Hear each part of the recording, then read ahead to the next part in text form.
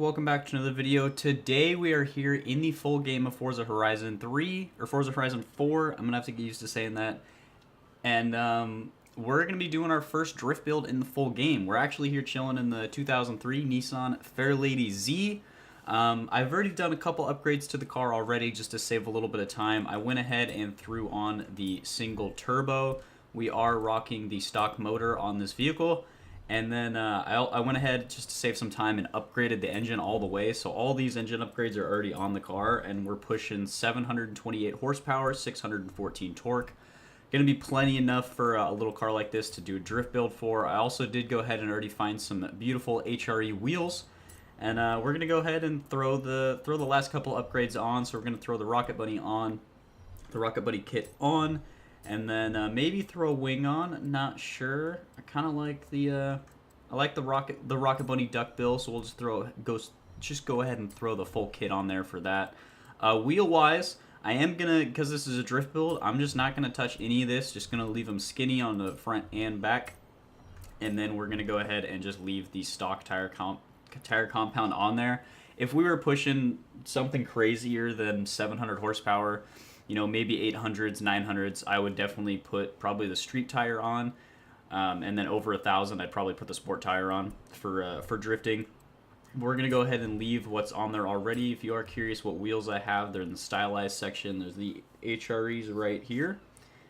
And I'm going to leave the, I don't think I'm going to make them any bigger. I like the size that there is. It's got a little bit of meat with the tires, and the wheels doesn't overcompensate the build at all or whatever. And then we got all those upgrades on already, so the clutch, transmission, and the diff are already on the vehicle.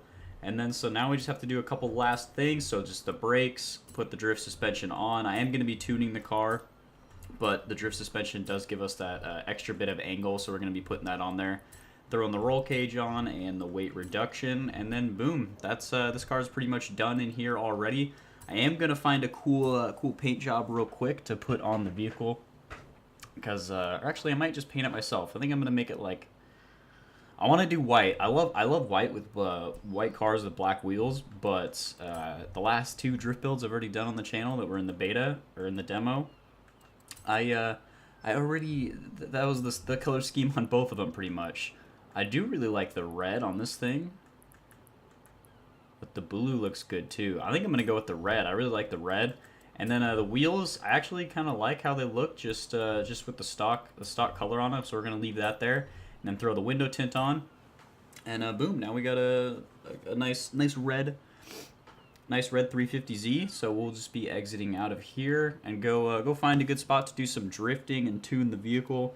I had somebody comment on one of my drift builds asking how to keep more angle and stuff like that when you're drifting. I know that with the drift suspension, and if you max out the tire width and the tire compound and everything like that with the race tires. I don't know why this is taking so long. It's kind of frustrating. But and especially with the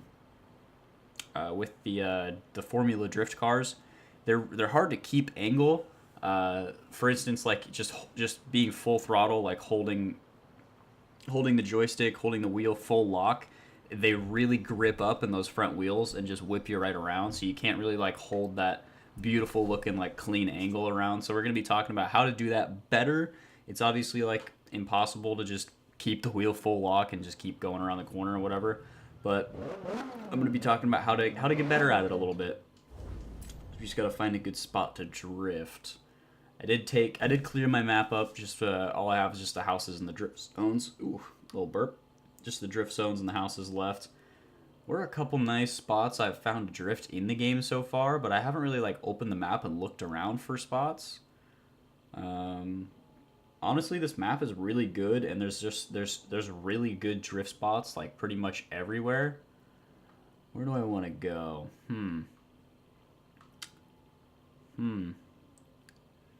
There's a really good drift zone I was doing. It might have been this one.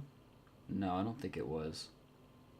I think it might have been this drift zone. It doesn't look that great, but it's actually pretty good. But I don't think that this thing has enough horsepower to make some of those long corners. So I'm just trying to find something that's like a little shorter. I think I'll probably just end up going. We'll just end up going up here. This is a pretty fun little road. It's got a couple decent corners. We'll just go... We'll start over on this side. We'll go right down here. It's a nice little toge road. It's as much like elevation and stuff in the mountain, like on a little mountain road that we're gonna get. I kind of wish the road was a little longer and snaked more through, but had some more corners. But it is what we got, and it's not terrible. It definitely could have been worse, but it's not the best. Obviously, 700 horsepower, stock tires and stuff. This thing's gonna be spinning quite a bit. So you can see without doing any tuning, it's pretty like touchy and really just wants to, when I turn the wheel, it just wants to straighten out like that.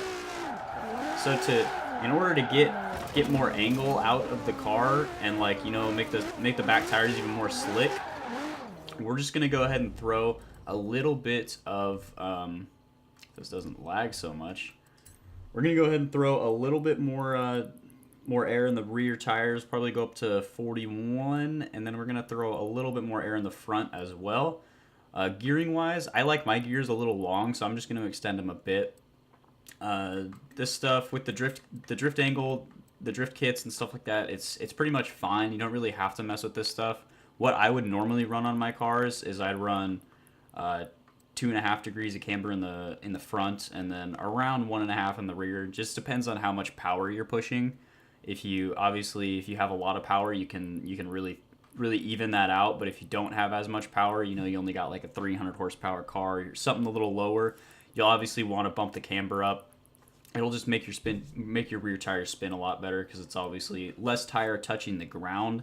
So it you know, it's just how the physics work. And then a downforce. What is this? I don't know why it's front because I put the splitter on. Oh, it's probably the front splitter with the Rocket Bunny kit. But we're just going to go ahead and turn that to speed so we don't get as much grip cornering. And then obviously with a drift car, we're going to lock out the diff. So we'll just do that. And then honestly, this car should slide pretty dang good now and be just about perfect for this road. I might have to adjust the gears a little bit. As you can see, it's already wanting to just break out in third. We should have some decent little section here to really drift.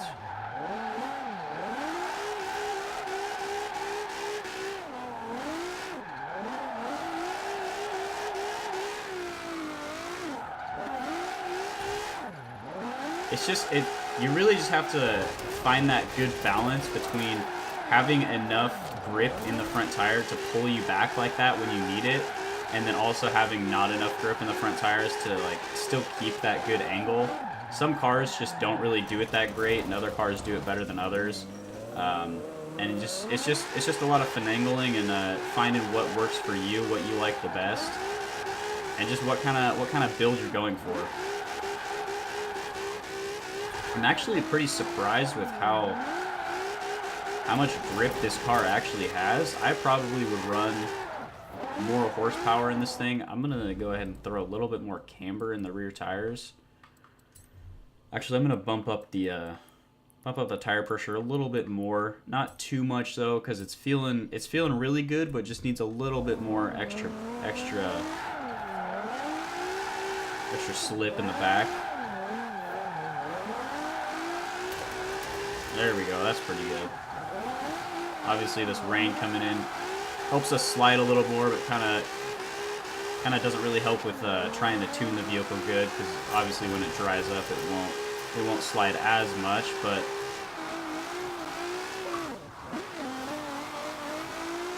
still nice. I love the drift kits on these things now. You can just throw crazy angle. It's so much fun to just manji and just use the camera like this and just look at how much steering angle you really get. It's honestly crazy. I'm gonna be completely honest, I really don't like how this thing's drifting. It's not really feeling too comfortable, and I don't really like that road too much in this vehicle.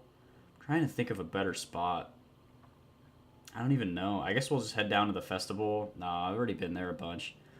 I don't really want to be somewhere that was in the beta. Could drift some on-ramps. Those are pretty fun. This road, I think this is the road. No, this wasn't the road in the beta. Let's go drift this road. This road's actually pretty cool.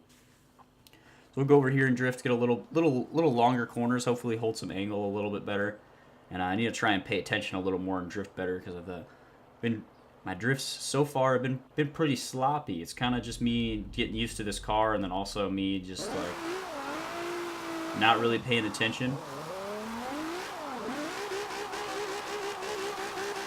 I would really love if it wasn't raining, but there's not really much I could do about that.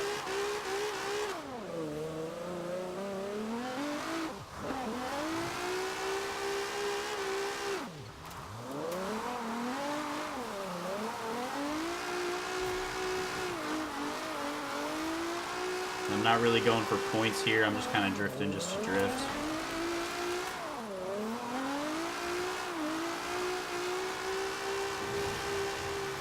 And I really would like to be in like third.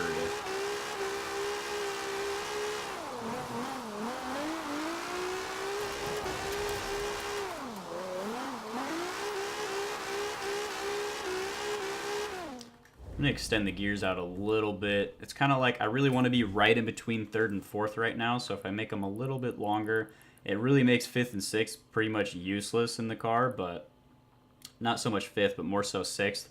But I do kind of want to get that perfect third gear.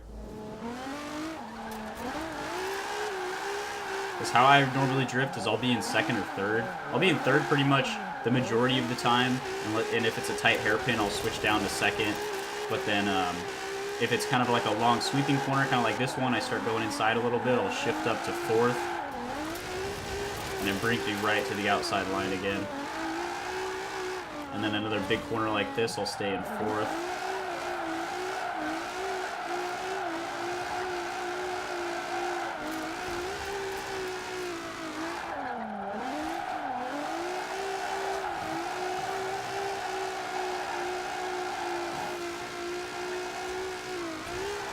Really a lot with the drifting and trying to make it look good is just being smooth with the joystick and not being super jerky and jerking it back and forth, and really trying to not straighten out as much, instead of like drifting full angle and then straightening out, trying to keep it just like always having like a little bit of stuff in there and just kind of just slowly moving the stick around.